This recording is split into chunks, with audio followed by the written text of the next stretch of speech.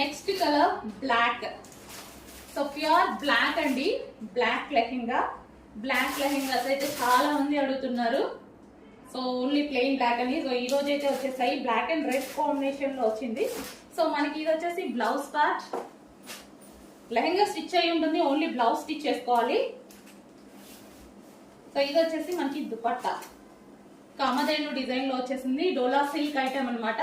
So normal price లో మీకు ఏ quality అయితే ఇస్తున్నాం సేమ్ అదే quality, but 500 lehengas weekends yellow ఉన్నాయి. నెక్స్ట్ ఎల్లో అండి.